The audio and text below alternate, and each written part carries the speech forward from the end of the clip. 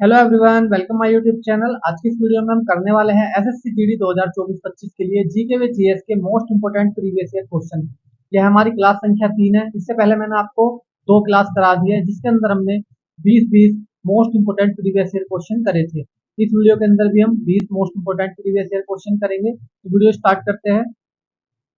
Question number 1 है हमारा, भारत में निम्नलिखित में से कौन सी जनजाति सर्वाधिक संख्या में पाई जाती है। 4 ऑप्शन है आपके पास। पहला ऑप्शन है टोड, दूसरा ऑप्शन है भील, तीसरा ऑप्शन है गारो और चौथा ऑप्शन है आपका गोंड। तो इस क्वेश्चन का जो हमारा राइट आंसर हो जाएगा, दूसरा ऑप्शन राइट हो जाएगा भील, क्योंकि भारत के अंदर भील जनजाति सबसे अधिक है ना। भील जनजाति की संख्या सबसे अधिक है क्योंकि जो भारत के अंदर जनजातीय आबादी है उसमें 38%, कितना 38% हिस्सा किसका है, भील जनजाति का है। ठीक है, तो हमारा राइट आंसर क्या हो जाएगा, दूसरा ऑप्शन राइट हो जाएगा। अगले क्वेश्चन पर चलते हैं। क्वेश्चन नंबर 2, पश्चिमी राजस्थान की मृदा में किसका अधिक अंश होता है। 4 ऑप्शन है आपके पास। पहला ऑप्शन है एल्यूमिनियम, दूसरा ऑप्शन है कैल्शियम, तीसरा ऑप्शन है नाइट्रोजन और चौथा ऑप्शन है आपका फॉस्फोरस। तो इस क्वेश्चन का जो हमारा राइट आंसर हो जाएगा, दूसरा ऑप्शन राइट हो जाएगा कैल्शियम, क्योंकि जो पश्चिमी राजस्थान की जो मृदा है उसके अंदर सोडियम और कैल्शियम पाया जाता है। क्या पाया जाता है, सोडियम और कैल्शियम, ये दो पदार्थ पाए जाते हैं। अगले क्वेश्चन पर चलते हैं। क्वेश्चन नंबर 3, मुख्यतः आम्र बांगो मैंग्रोव वाला ज्वारीय वन कहाँ पाए जाते हैं। 4 ऑप्शन है आपके पास। पहला ऑप्शन है नागार्जुन सागर, दूसरा ऑप्शन है नर्मदा बेसिन, तीसरा ऑप्शन है सुंदरबन डेल्टा, चौथा ऑप्शन है आपका रंगनटित्थु पक्षी विहार। तो इस क्वेश्चन का जो हमारा राइट आंसर हो जाएगा, तीसरा ऑप्शन राइट हो जाएगा। सुंदरबन डेल्टा में क्या पाए जाते हैं, मैंग्रोव पाए जाते हैं। जो ये सुंदरबन डेल्टा है यह विश्व का सबसे बड़ा नदी डेल्टा है। कौन सा है, सबसे बड़ा नदी डेल्टा है, जो कि वनस्पतियों के लिए प्रसिद्ध है पूरे विश्व में। और यह भारत से बांग्लादेश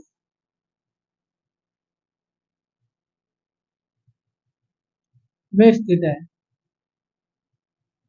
कहाँ पर स्थित है, भारत में बांग्लादेश में ये स्थित है सुंदरबन डेल्टा। और यहाँ पर क्या पाए जाते हैं, सबसे ज्यादा मैंग्रोव पाए जाते हैं। और यह विश्व में इसके लिए फेमस है, वनस्पतियों के लिए फेमस है। ठीक है, ये आपको ध्यान में रखना है इससे संबंधित फैक्ट। अगले क्वेश्चन पर चलते हैं। क्वेश्चन नंबर 4, कृषि से भारतीय औद्योगिक विकास को, यहाँ पे आएगा को, बढ़ावा किस प्रकार मिलता है। 4 ऑप्शन है आपके पास। पहला ऑप्शन है औद्योगिक उत्पादों के लिए बाजार खोलकर, दूसरा ऑप्शन है श्रमिकों को रोटी और कपड़ा उपलब्ध करा के, तीसरा ऑप्शन है कच्चे माल की आपूर्ति करके, और चौथा ऑप्शन है दिए गए विकल्पों में से सभी। तो इस क्वेश्चन का जो हमारा राइट आंसर हो जाएगा, चौथा ऑप्शन राइट हो जाएगा, दिए गए विकल्पों में से सभी। ठीक है, अगले क्वेश्चन पर चलते हैं। क्वेश्चन नंबर 5, दुग्ध उत्पादन बढ़ाने के लिए भारत सरकार द्वारा कौन सी क्रांति शुरू की गई थी। 4 ऑप्शन है आपके पास। पहला ऑप्शन है पीली क्रांति, दूसरा ऑप्शन है हरित क्रांति, तीसरा ऑप्शन है नीली क्रांति और चौथा ऑप्शन है आपका श्वेत क्रांति। तो इस क्वेश्चन का जो हमारा राइट आंसर हो जाएगा, चौथा ऑप्शन राइट हो जाएगा। श्वेत क्रांति किसके लिए थी, दूध उत्पादन को बढ़ाने के लिए थी। इसको कब शुरू किया गया था, तो इसको शुरू किया गया था 1970 में। कब शुरू किया गया था, तो 1970 में श्वेत क्रांति को शुरू किया गया था दूध उत्पादन बढ़ाने के लिए। अगले क्वेश्चन पर चलते हैं। क्वेश्चन नंबर 6, खाना पकाने के बर्तन के नीचे का बाहरी हिस्सा काला क्यों छोड़ा जाता है। 4 ऑप्शन है आपके पास। पहला ऑप्शन है उसे रोज साफ करना मुश्किल होता है, दूसरा ऑप्शन है काली सतह उष्मा की सुचालक होती है, तीसरा ऑप्शन है काली सतह उष्मा की कुचालक होती है, और चौथा ऑप्शन है आपका काली सतह उष्मा की अच्छी अवशोषक होती है। तो इस क्वेश्चन का जो हमारा राइट आंसर हो जाएगा, चौथा ऑप्शन राइट हो जाएगा, काली सतह उष्मा की अच्छी अवशोषक होती है। जो काला रंग होता है वह उष्मा को अपने अंदर एब्जॉर्ब कर लेता है। इसी कारण से आप सर्दियों में देखते होगे कि डार्क कपड़े पहनते हैं लोग, है ना, काले नीले ये सभी कपड़े पहनते हैं डार्क कलर, क्योंकि वे क्या करते हैं, उष्मा को अपने अंदर एब्जॉर्ब कर लेते हैं। ठीक है, अवशोषित कर लेते हैं।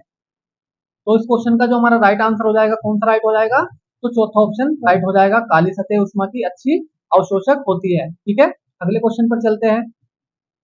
क्वेश्चन नंबर 7, क्वेश्चन नंबर 7 है हमारा, आकाश का रंग नीला किसके कारण दिखाई देता है। 4 ऑप्शन है आपके पास। पहला ऑप्शन है परावर्तन, दूसरा ऑप्शन है अपवर्तन, तीसरा ऑप्शन है लघुत्तर तरंग दैर्ध्यों का प्रकीर्णन, और चौथा ऑप्शन आपका विखंडन। तो इस क्वेश्चन का जो हमारा राइट आंसर हो जाएगा, तीसरा ऑप्शन राइट हो जाएगा, लघुत्तर तरंग दैर्ध्यों का प्रकीर्णन। तो जो हमारा आकाश हमें नीला दिखाई देता है वो किस कारण से दिखाई देता है? तो परिकिरण के कारण दिखाई देता है ना। तो राइट आंसर हमारा कौन सा हो जाएगा? तीसरा ऑप्शन राइट हो जाएगा। एग्जाम में ये भी लिखा आ सकता है कि परिकिरण खाली है ना, और ये भी लिखा आ सकता है कि लघुत्तर तरंग दैर्ध्यों का परिकिरण। ठीक है, अगले क्वेश्चन पर चलते हैं। क्वेश्चन नंबर 8, वायु में प्रकाश की गति कितनी होती है? चार ऑप्शन है आपके पास। पहला ऑप्शन है 3 × 10⁸ मीटर पर सेकेंड। दूसरा ऑप्शन है 3 × 10⁻⁻8 सेंटीमीटर पर सेकेंड।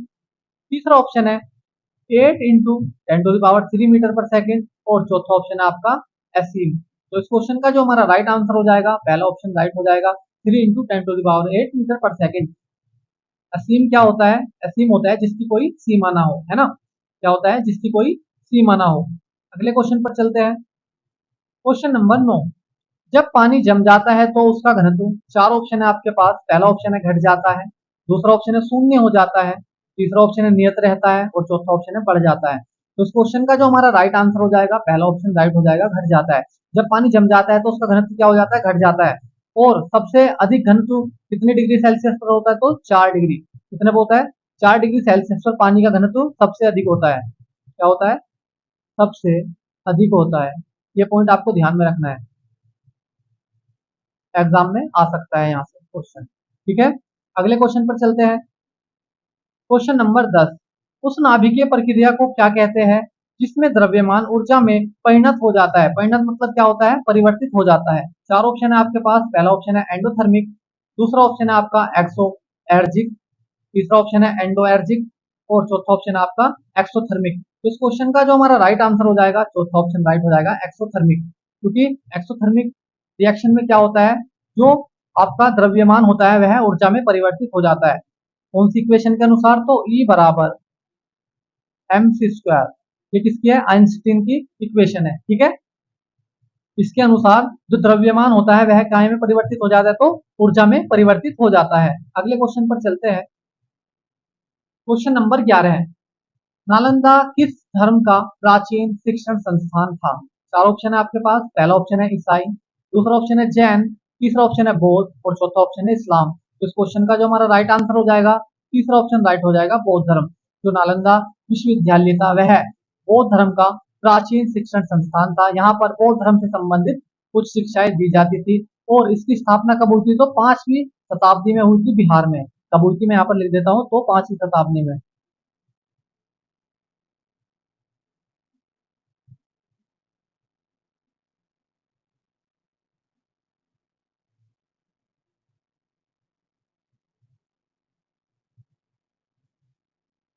तो बिहार में हुई थी इसकी स्थापना 5वीं शताब्दी में। और इसको नष्ट करने का कार्य किसने किया था? तो इसको नष्ट करने का कार्य किया था बख्तियार खिलजी ने 1200 ईस्वी में। किसने किया था? तो बख्तियार खिलजी ने 1200 ईस्वी में। ठीक है,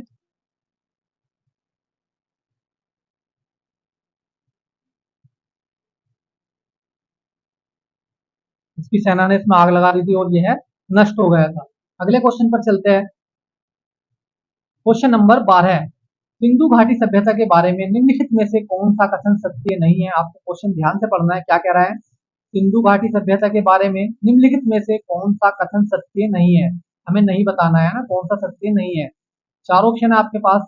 पहला ऑप्शन है यह एक शहरी सभ्यता थी जहां लोग सुनियोजित कस्बे में रहते थे। ठीक है, दूसरा ऑप्शन है पशु का मांस प्रधान भोजन था। तीसरा ऑप्शन है यह वर्तमान पाकिस्तान और पश्चिमी भारत में लगभग 2500 ईसा पूर्व में फला फूला। ये भी ठीक है। चौथा ऑप्शन है घर पक्की ईंटों से बने थे। तो ये भी ठीक है। तो जो हमारा ऑप्शन 1, 3 और 4 ये सही है। और जो हमारा ऑप्शन 2 है ये क्या है? पशु का मांस प्रधान भोजन था। ऐसा नहीं है, क्योंकि सिंधु घाटी सभ्यता से हमें मटर, चना, हरड़, है ना, मूंग की दाल, इन सभी की खेती के साक्ष्य मिले हैं। तो ऐसा नहीं कह सकते कि हम जो सिंधु घाटी सभ्यता थी वहां के लोग मांस का भोजन ही करते थे, है ना। वो गेहूं भी खाते थे, दाल भी खाते थे, चावल भी खाते थे। ठीक है, तो हमारा ये ऑप्शन गलत हो जाएगा। ठीक है, अगले क्वेश्चन पर चलते हैं।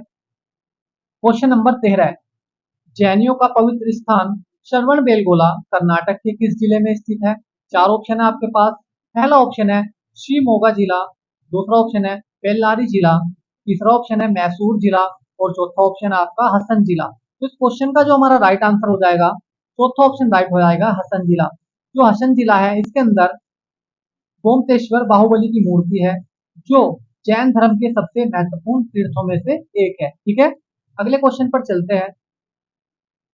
क्वेश्चन नंबर 14 है, प्राचीन शहर लोथल जो अब एक प्रमुख पुरातात्विक स्थल के रूप में प्रसिद्ध है, भारत के किस राज्य में स्थित है? चार ऑप्शन है आपके पास। पहला ऑप्शन है राजस्थान, दूसरा ऑप्शन है महाराष्ट्र, तीसरा ऑप्शन है पंजाब और चौथा ऑप्शन है गुजरात। तो इस क्वेश्चन का जो हमारा राइट आंसर हो जाएगा, चौथा ऑप्शन राइट हो जाएगा गुजरात, है ना। गुजरात के अंदर क्या है, लोथल शहर स्थित है। इसकी खोज प्रथम बार कब की गई थी? तो इसकी खोज प्रथम बार की गई थी 1954 में। कब की गई थी? तो 1954 में की गई थी। और इसकी खुदाई कब की गई थी? तो इसकी खुदाई की गई थी 1955 से 1960 तक। कब की गई थी? तो 1955 से 1960 तक की गई थी। किसके द्वारा की गई थी? तो एस आर राव के द्वारा की गई थी। किसके? एस आर राव के द्वारा इसकी खुदाई कराई गई थी। और जो ये लोथल शहर है, यह किसके लिए फेमस है? तो यह कृत्रिम तोपगाह के लिए फेमस है। किसके लिए फेमस है? तो कृत्रिम तोपगाह। अब आप कहोगे कि तोपगाह क्या होता है? तो तोपगाह वह होता है, वह स्थान होता है जहां पर जहाज बनाए जाते हैं। क्या बनाए जाते हैं? जहाज। क्या बनाए जाते हैं? तो जहां पर जहाज बनाए जाते हैं उसको क्या कहते हैं? तो उसको कहते हैं तोपगाह। ठीक है, अगले क्वेश्चन पर चलते हैं।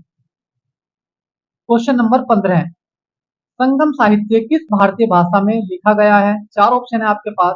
पहला ऑप्शन है संस्कृत, दूसरा ऑप्शन है कन्नड़, तीसरा ऑप्शन है तमिल, चौथा ऑप्शन है तेलुगु। तो इस क्वेश्चन का जो हमारा राइट आंसर हो जाएगा, तीसरा ऑप्शन राइट हो जाएगा, तमिल। जो संगम साहित्य है वह तमिल भाषा में लिखा गया है। और संगम शब्द संस्कृत शब्द संघ का तमिल संस्करण है। किसका है? संघ। जो संस्कृत शब्द है,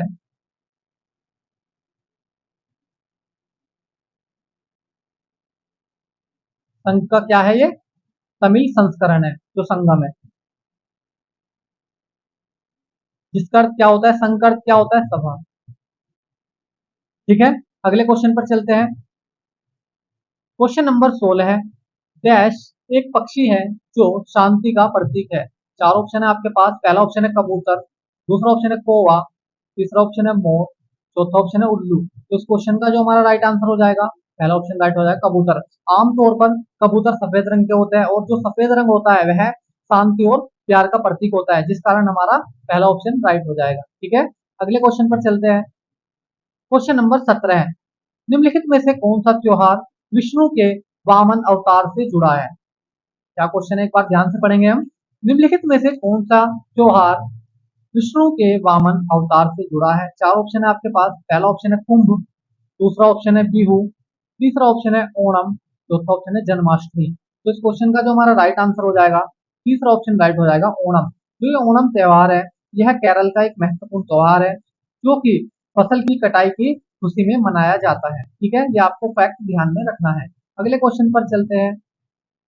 क्वेश्चन नंबर 18 है, पंडित भीमसेन जोशी शास्त्रीय संगीत की किस परंपरा से जुड़े हैं? चार ऑप्शन है आपके पास। पहला ऑप्शन है कव्वाली, दूसरा ऑप्शन है ठुमरी, तीसरा ऑप्शन है कर्नाटक, चौथा ऑप्शन है हिंदुस्तानी। तो इस क्वेश्चन का जो हमारा राइट आंसर हो जाएगा, चौथा ऑप्शन राइट हो जाएगा, हिंदुस्तानी। जो पंडित भीमसेन जोशी है वह हिंदुस्तानी शास्त्रीय परंपरा में कर्नाटक के एक भारतीय गायक है, जिन्हें 2009 में भारत रत्न से नवाजा गया था। ठीक है, ये पॉइंट आपको ध्यान में रखना है इससे संबंधित। अगले क्वेश्चन पर चलते हैं। क्वेश्चन नंबर 19, निम्नलिखित में से कौन सा विरासत स्थल वास्तुकला की बेहतरीन द्रविड़ शैली को दर्शाता है? चार ऑप्शन है आपके पास। पहला ऑप्शन है कोणार्क, दूसरा ऑप्शन है बोध गया, तीसरा ऑप्शन है अक्षरधाम, चौथा ऑप्शन है हम्पी। तो इस क्वेश्चन का जो हमारा राइट आंसर हो जाएगा, चौथा ऑप्शन राइट हो जाएगा, हम्पी। जो ये हम्पी स्थल है यह कर्नाटक के बेलारी जिले में स्थित है। कहाँ पर है? बेलारी। बेलारी जिले में स्थित है। हम्पी स्थल में मुख्य रूप से अंतिम महान हिंदू साम्राज्य की राजधानी विजयनगर साम्राज्य के अवशेष मिले हैं। विजयनगर साम्राज्य के तहत ही द्रविड़ वास्तुकला का विकास हुआ है। ठीक है, ये पॉइंट आपको ध्यान में रखना है। तो इस क्वेश्चन का जो हमारा राइट आंसर हो जाएगा, चौथा ऑप्शन राइट हो जाएगा, हम्पी। ठीक है, अगले क्वेश्चन पर चलते हैं। क्वेश्चन नंबर 20, जो कि हमारा लास्ट क्वेश्चन है इस वीडियो का। कुंभ मेला निम्नलिखित में से किस नगर से जुड़ा है? चार ऑप्शन है आपके पास। पहला ऑप्शन है मेरठ, दूसरा ऑप्शन है उज्जैन, तीसरा ऑप्शन है मथुरा, चौथा ऑप्शन है वाराणसी। तो इस क्वेश्चन का जो हमारा राइट आंसर हो जाएगा, दूसरा ऑप्शन राइट हो जाएगा, उज्जैन। उज्जैन में कुंभ मेला लगता है। ठीक है, ये कुंभ मेला है, यह हिंदू धर्म का एक प्रमुख तीर्थ और त्योहार भी है। यह लगभग 12 वर्ष में एक बार लगता है और 4 नगर में लगता है। कौन कौन से है वह 4 नगर? पहला है हमारा प्रयागराज,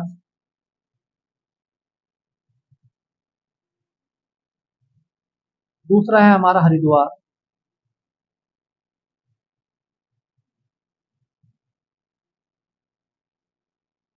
तीसरा है नासिक और चौथा है हमारा उज्जैन। ठीक है।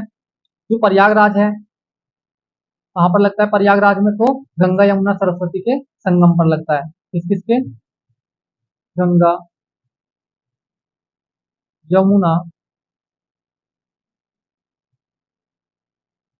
प्लस सरस्वती।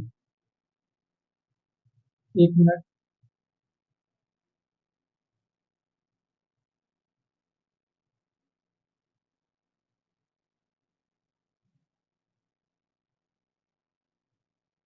ठीक है, के संगम पर। हरिद्वार में कहाँ पर लगता है? तो गंगा के तट पर लगता है। नासिक में कहाँ पर लगता है? तो नासिक में लगता है गोदावरी के तट पर, है ना। गोदावरी नदी के तट पर लगता है नासिक में। उज्जैन में कहाँ पर लगता है? तो उज्जैन में लगता है शिप्रा नदी, है ना। शिप्रा नदी के तट पर लगता है उज्जैन में। तो ये 4 नगर है जिनमें कुंभ मेला लगता है।